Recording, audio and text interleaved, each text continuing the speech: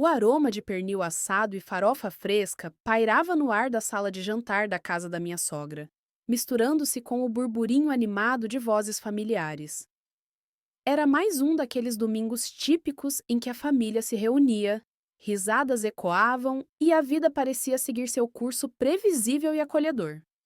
Os pratos coloridos, o tilintar dos talheres, a luz quente do sol da tarde filtrando pelas cortinas de renda, tudo contribuía para uma cena de perfeita harmonia mineira.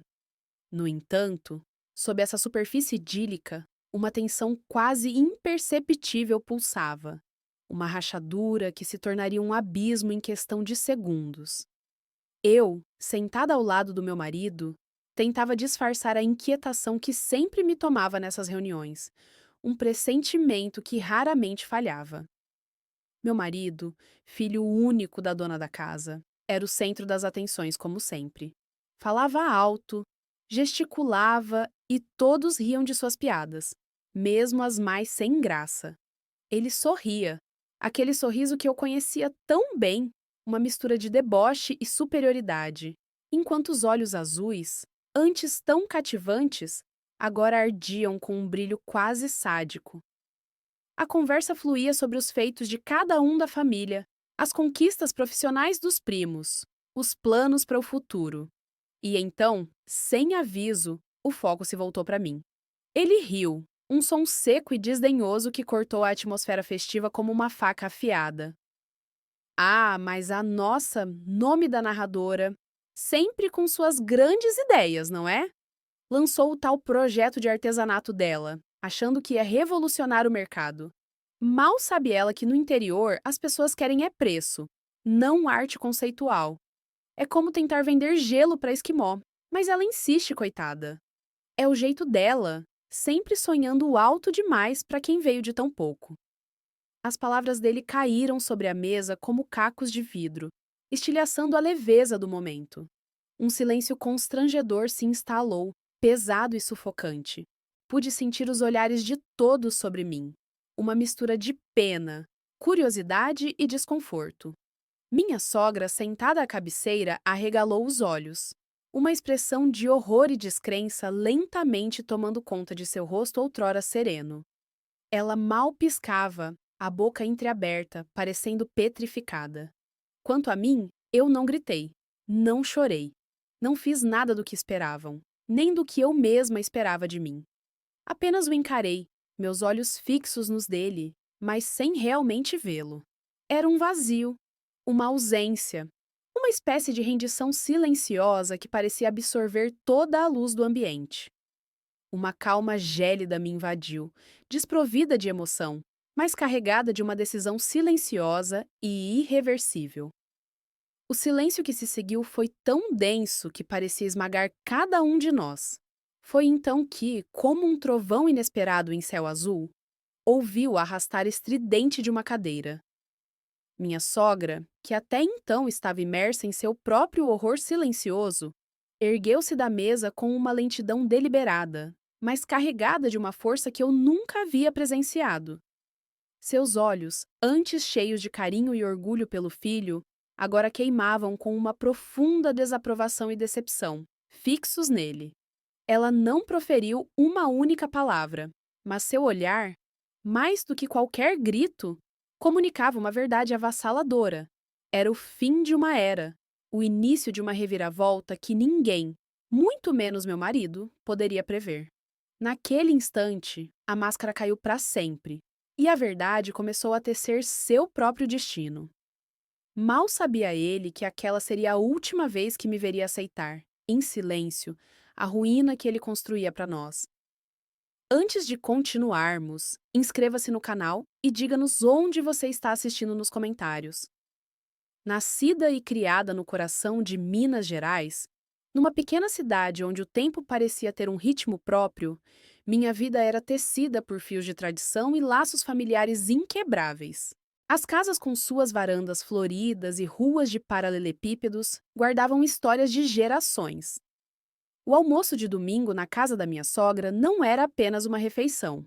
Era um ritual sagrado, Um banquete farto onde a fofoca da semana se misturava com risadas e conselhos não solicitados. As festas de fim de ano transformavam a praça principal num mar de luzes e confraternização. Os vizinhos, uma extensão da família, estavam sempre atentos a cada novo acontecimento. Nessa cultura, o casamento e a família eram pilares, a base de tudo. E uma mulher que construía um lar era vista com alto respeito. Eu vim de uma família simples, com sonhos grandes demais para uma pequena cidade. Sonhava em voar, conhecer o mundo, mas também em construir meu próprio ninho, repleto de amor e respeito. Foi nesse cenário que conheci o filho da minha sogra, o homem que se tornaria meu marido. Ele era o orgulho da comunidade. Um bom rapaz que todos elogiavam, sempre o primeiro a ajudar, com um sorriso fácil e palavras gentis. Para a mãe, então, ele era a personificação do filho perfeito, trabalhador, dedicado, com um futuro promissor. O cabeça de família ideal. Minha sogra, uma mulher de fibra, com um olhar que podia derreter pedras ou aquecer corações, me acolheu com um carinho que me fez sentir parte daquele clã. No entanto, por trás do acolhimento, havia uma expectativa silenciosa, a de que eu me adaptasse aos modos da casa, às tradições, à maneira como as coisas sempre foram feitas. E eu, com a ingenuidade de quem busca aceitação, me esforcei para ser a nora perfeita, a esposa ideal, a mulher que todos esperavam. Os primeiros sinais, no entanto, eram como sussurros no vento, fáceis de ignorar, fáceis de justificar. Ele começava com comentários sutis sobre minhas roupas, um pouco chamativas, não acha, meu amor? Ou sobre meus amigos. Eles não têm muito a ver com a gente, né? Minhas opiniões, antes valorizadas, agora eram muitas vezes corrigidas ou minimizadas com um "você ainda vai entender. Eu sei o que é melhor." Tudo vinha disfarçado de brincadeiras, de conselhos para o meu bem, de um cuidado excessivo que, na minha inocência, eu confundia com amor. Eu ria para não chorar, aceitava para não brigar. E, no fundo, acreditava que ele só queria me proteger, me guiar. Minha sogra, nessas ocasiões, podia até soltar um "Ah, meu filho, deixa a menina em paz." Ou "cada um tem seu jeito", mas nunca com a seriedade devida. Ela via o filho como um homem protetor, não controlador. E eu, cega pelo amor e pela esperança de construir uma família perfeita, permitia que esses pequenos gestos de desvalorização se enraizassem, sem perceber que cada um deles era uma rachadura silenciosa no alicerce do que eu ingenuamente chamava de lar. Aquele amor que parecia tão puro no início começava a mostrar suas primeiras e dolorosas imperfeições, como um tecido fino que se desfazia lentamente, fio a fio, sob a pressão invisível do tempo e da convivência. As pequenas rachaduras que antes pareciam meros arranhões no verniz de um relacionamento perfeito, logo se aprofundaram, revelando uma estrutura corroída por dentro. As brincadeiras do meu marido sobre minha inteligência ou minha aparência, antes esporádicas e disfarçadas de afeto, tornaram-se mais frequentes, mais cortantes, proferidas em público com um sorriso que não alcançava os olhos. Eu me encolhia, tentava rir junto, mas cada palavra era uma agulha que picava minha autoestima, fazendo-me sentir menor, inadequada. Lembro-me da promessa de uma viagem para a serra, um sonho que acalentava desde criança. Ele a mencionou por meses, mas na semana marcada, sempre surgia uma desculpa, um gasto inesperado, uma emergência. A viagem nunca aconteceu. O mesmo se deu com o investimento em um curso que eu queria, ou a simples ideia de um final de semana a sós. As promessas se tornaram cinzas em minha boca, e a culpa, invariavelmente, recaía sobre mim. Você é muito sonhadora. Não entende a realidade das finanças. É por isso que as coisas não dão certo. Você não me apoia. Essa dinâmica de quebrar promessas e inverter a culpa era exaustiva. Comecei a me afastar dos amigos, pois ele criticava meu tempo à toa. Minha família, que morava longe, recebia menos visitas com desculpas, como gasolina cara ou falta de tempo, enquanto ele sempre arrumava um jeito de encontrar os dele. O controle financeiro, justificado como organização, transformou-se em barreira invisível. Cada compra, por menor que fosse, exigia sua aprovação, e minhas opiniões eram descartadas com um "deixa que eu resolvo, você não entende dessas coisas". Ele me dizia que era para o meu bem, que ele sabia o que era melhor para nós. E eu, com o tempo, comecei a acreditar. Comecei a questionar minha própria capacidade de decidir, minha própria intuição. A ideia de que ele era o cabeça de família e que suas decisões eram sempre as mais acertadas se enraizou em minha mente, sufocando qualquer resquício de autoconfiança que eu ainda pudesse ter. Minha sogra era espectadora silenciosa de muitos desses episódios, nem sempre presente nas humilhações veladas. Quando ele desvalorizava minhas ideias, ela intervinha com um "não seja assim, meu filho". Mas o tom era de repreensão suave. Ela interpretava as tensões como problemas de casal ou o jeito dele de amar. Ele te ama, é o jeito dele, ele é um bom homem. Ela repetia, um mantra para justificar a imagem do filho que tanto prezava. Eu a ouvia e, em parte, até a entendia. Ela o havia criado um filho que, para o mundo exterior e para ela mesma, era um pilar de integridade. Aceitar que ele pudesse ser tão cruel, tão manipulador, seria desmantelar a própria fundação de sua maternidade.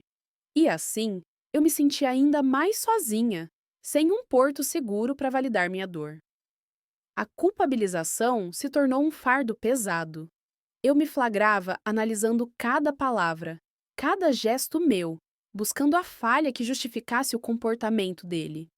Se eu fosse mais magra, inteligente ou submissa, talvez ele me amasse e respeitasse mais. Essa busca incessante por agradá-lo, por mudar quem eu era para me encaixar em suas expectativas, era um poço sem fundo de desgaste emocional. Eu me sentia como um vaso quebrado, tentando colar seus cacos com uma cola fraca, apenas para ver novas rachaduras surgirem. O evento inicial, aquele almoço de domingo de humilhação aberta, não foi um choque isolado. Foi a culminação de anos de pequenas mortes diárias, promessas quebradas, humilhações disfarçadas, um controle sutil que me aprisionava. Era o ápice de um processo doloroso, onde minha identidade fora gradualmente esvaziada, e a resignação, minha única companheira. À mesa, eu não era apenas a humilhada. Eu era o reflexo do que ele havia feito de mim, diante dos olhos de sua mãe, que até então havia preferido não ver.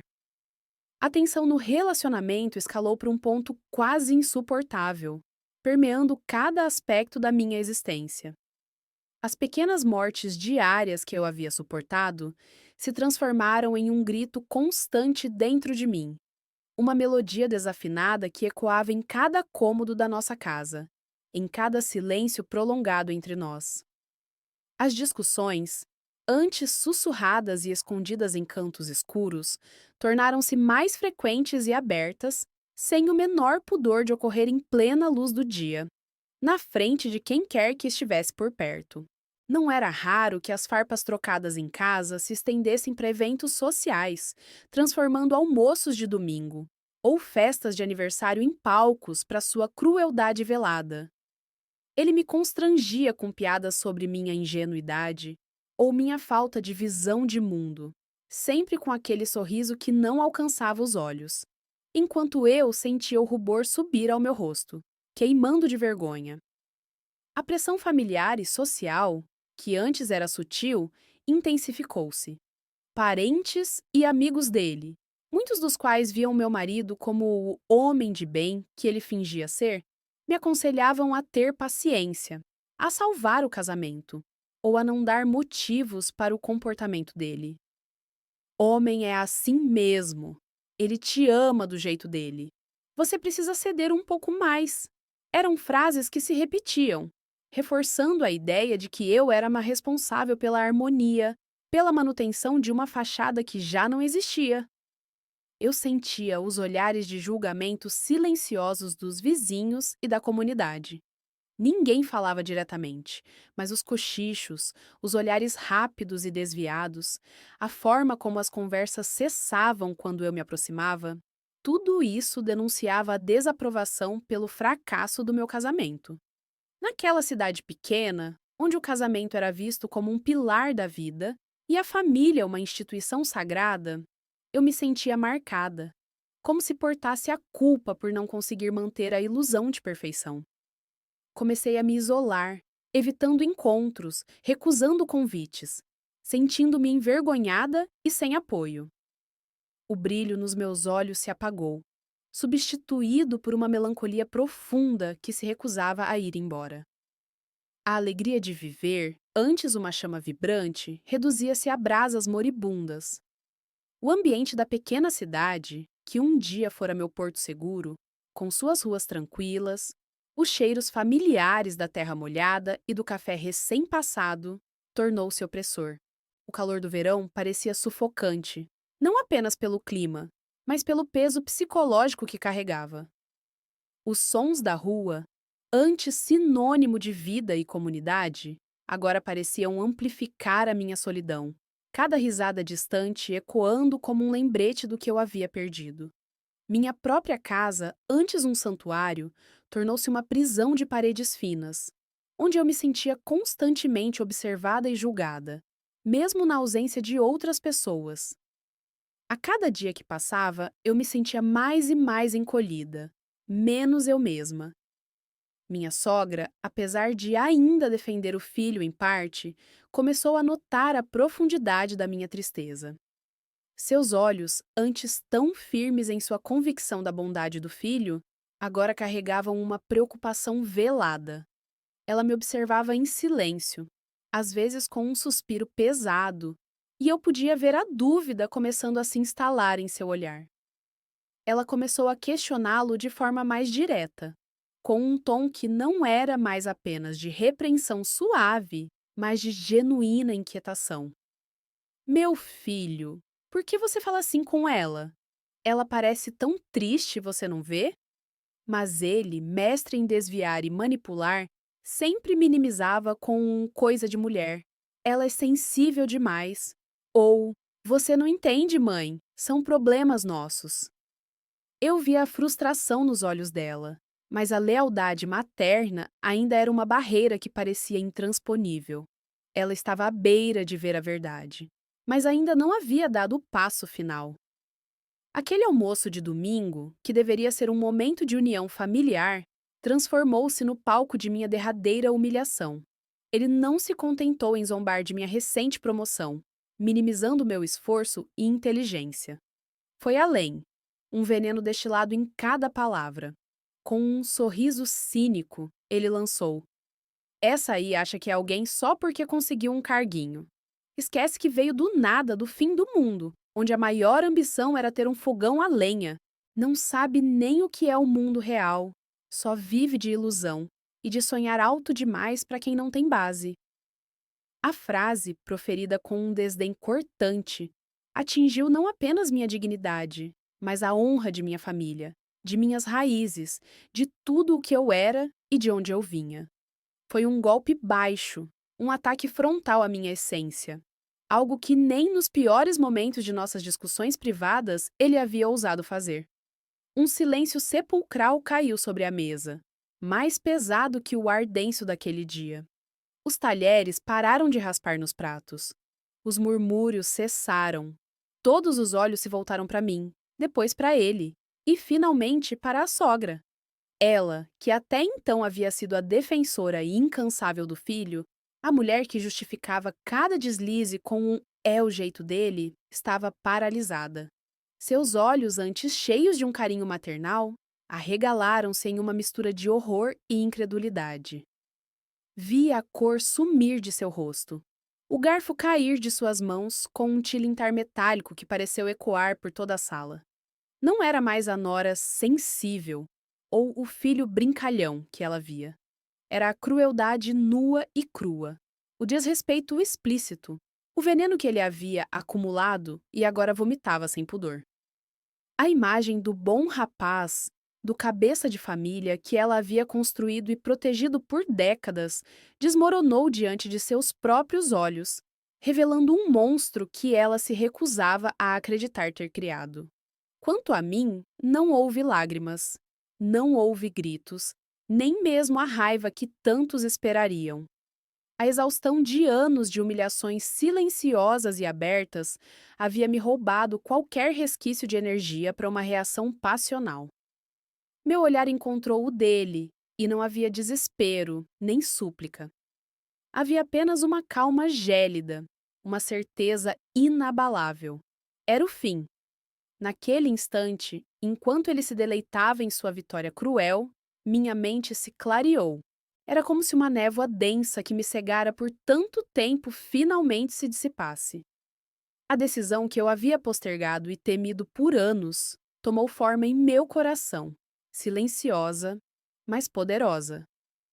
Eu não aceitaria mais. Não mais um dia. Não mais uma humilhação. Aquele era o ponto final da minha história ao lado dele. E de alguma forma, eu sabia que seria o início da minha verdadeira libertação. Ainda naquele silêncio ensurdecedor, que parecia esticar-se por uma eternidade, foi a sogra quem finalmente quebrou o feitiço. Ela não se sentou, não hesitou. Pelo contrário, levantou-se abruptamente, sua cadeira arrastando no chão com um som estridente que cortou o ar como uma lâmina. Seus olhos, antes arregalados de horror, agora faiscavam com uma fúria contida, mas visível. Ela apontou o dedo para o filho, um gesto que nunca, em todos os anos que a conheci, havia direcionado a ele com tamanha veemência. Chega! Sua voz, antes tão doce e acolhedora, reverberou pela sala, carregada de uma indignação que surpreendeu a todos. Eu não criei um monstro. Não para humilhar uma mulher, não para destruir a dignidade de alguém que eu acolhi como filha. As palavras dela eram um choque elétrico, não só para ele, mas para todos nós. E mais ainda para mim. Ela não o defendeu. Pela primeira vez, ela não tentou justificar seu comportamento, nem minimizá-lo. Ela o confrontou, abertamente, publicamente, com uma paixão e uma força que eu jamais imaginei que ela possuísse. Seu basta não era apenas uma repreensão, era um reconhecimento público da injustiça, uma defesa incondicional da minha honra. Naquele momento, minha sogra, antes uma figura de apoio tácito ao filho, transformou-se na minha inesperada e mais poderosa defensora. O silêncio que se seguiu à intervenção da minha sogra não foi de choque, mas de uma verdade dura e inescapável. Seus olhos, antes cheios de uma defesa cega, agora ardiam com a chama da decepção e da raiva contida, fixos no filho. Sem uma palavra, ela se levantou, a cadeira arranhando o piso novamente. Mas desta vez, o som era de um ultimato. Fora da minha casa, ela disse, a voz embargada, mais firme, apontando para a porta. Não aceito tamanha crueldade sob meu teto. Meu marido, atônito, tentou argumentar, mas ela não lhe deu ouvidos. Você não é mais meu filho até que aprenda o significado de respeito e amor. Saia. Naquele instante, a máscara caiu para ele. Não só para mim, mas para todos os presentes. Ele tentou reunir alguma dignidade, mas a vergonha era palpável.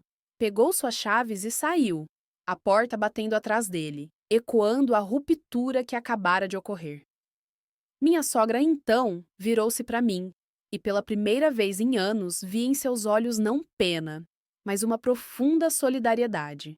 Ela me abraçou com uma força que eu não sabia que ela possuía, um abraço que desfez anos de isolamento e dor. Você não está sozinha, minha filha. Nunca mais. Ela me ofereceu seu lar, seu ombro, sua presença inabalável. A notícia se espalhou como fogo na pequena cidade. A família do meu marido ficou dividida. Alguns, como tios e primos mais distantes, envergonhados pela atitude dele, se afastaram, chocados com a verdade que a sogra expôs. Outros, mais próximos, tentaram mediar, ligando para minha sogra, implorando para que ela desse uma segunda chance ao filho. Mas ela permaneceu inflexível. Ele terá minha ajuda quando estiver pronto para ser um homem de verdade, ela respondia, mas não à custa da dignidade de ninguém. Amigos e vizinhos, que antes sussurravam e julgavam, agora se aproximavam, oferecendo apoio e solidariedade, muitos revelando que já desconfiavam de algo. A posição firme da minha sogra não apenas me deu um porto seguro, mas também validou minha dor perante a comunidade. Meu ex-marido sofreu as consequências de seus atos de forma devastadora. Sua reputação, antes impecável, desmoronou. O bom rapaz, o trabalhador, o cabeça de família se revelou um tirano doméstico. Ele perdeu o respeito de muitos na cidade. E o isolamento de sua própria família, imposto por sua mãe, foi o golpe mais duro. A queda moral e social que ele me impôs, agora era sua. A justiça poética se cumpria, não com vingança, mas com a inevitável colheita do que ele havia plantado. Enquanto ele colhia a tempestade, eu começava a semear a paz. Com o apoio incondicional da minha sogra, me reconectei com meus sonhos adormecidos. Retomei meus estudos, encontrei um novo emprego que me trazia satisfação e, lentamente, redescobri a alegria de viver. Cada risada, cada conquista, cada passo em direção à minha independência era uma vitória. Não só minha, mas nossa. O relacionamento entre eu e minha sogra floresceu em algo que superava qualquer laço de sangue. Ela se tornou não apenas minha confidente, mas minha maior defensora. Em reuniões familiares, ela fazia questão de ressaltar minhas qualidades, minhas conquistas, e com um olhar firme, deixava claro que qualquer insinuação sobre meu passado ou meu caráter seria prontamente rebatida.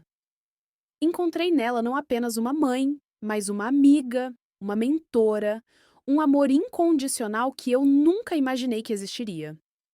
Sua lealdade era inquebrantável, um farol em meio à escuridão que eu havia habitado. Minha jornada, que começou com a humilhação pública e a perda de mim mesma, culminou na mais profunda libertação. A dor do passado, as promessas quebradas e o desgaste emocional se transformaram em lições valiosas.